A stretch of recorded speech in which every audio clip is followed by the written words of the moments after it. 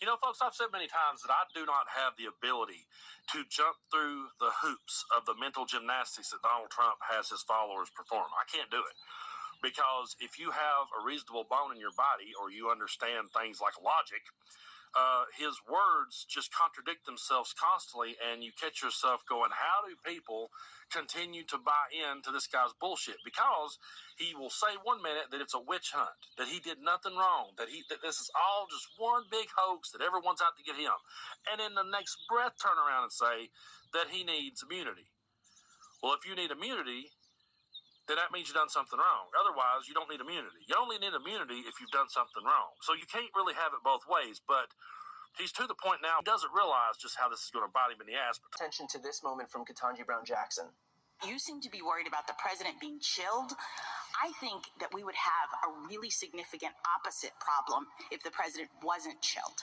If someone with those kinds of powers, the most powerful person in the world, with the greatest amount of authority, could go into office knowing that there would be no potential penalty for committing crimes.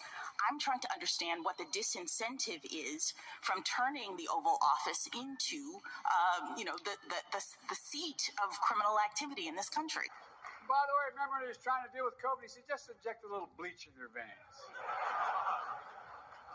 He missed it, all went to his hair. If the Supreme Court rules in the way that it looks like they may rule, then what's to stop Joe Biden from just seeking to jail Donald Trump the day after the decision is handed down? Okay, then, Joe Biden, lock up Donald Trump.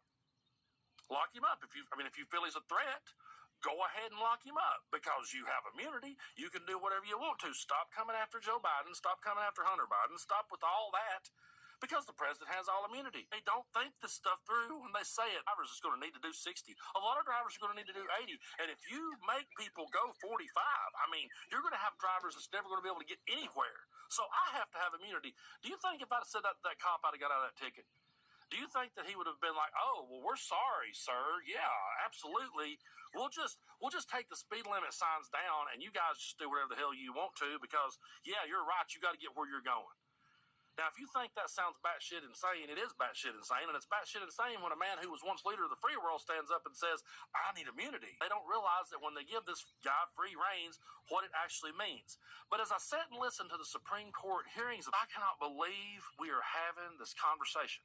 Because we're talking about, should a president be allowed to share the nuclear codes, and is he immune from that? We're actually having that conversation out loud now. They're not holding back. You know, 1 minute Donald Trump will switch back and forth. He'll bait and switch, and he'll say it was a hoax, and it was all a witch hunt, blah, blah, blah. But he's always going to circle back to, but I have to have immunity. And he wants immunity so that if he's reelected, he's got a blank check. And if a president has immunity, then if he's got full immunity, he could say, no, we're not going to have any more elections. And this is the guy who said, I'll just be dictator for one day. And we're supposed to trust him with that. We're supposed to sit back, and we're supposed to let democracy fall into the hands of a man who says that, and who says presidents need immunity. If he thinks it's okay to share nuclear codes with whoever the hell he wants to, if he thinks it's okay to assassinate his political opponents, that's straight up dictatorship. What makes you think we would ever have an election in this country again?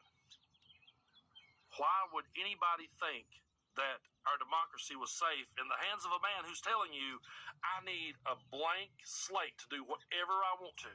Just let me do anything I want to, and don't hold it against me. But let's hold it against everybody else. And let's hold it against everybody who I deem a threat. Let's hold it against everybody who I disagree with. That is insanity. And we cannot normalize this. This is it. I mean, this is America's future, and our democracy is on the line. I've always thought, okay, this one's important, and I could see the importance of each one, but never in my life have I felt like, well, this might be the last.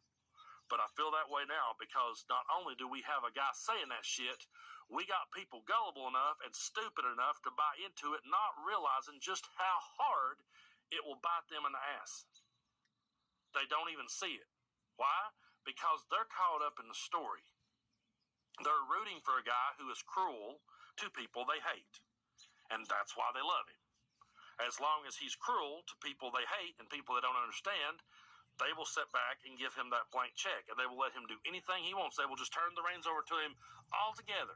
It's truly mind-boggling to anyone with one shred of a voice of reason.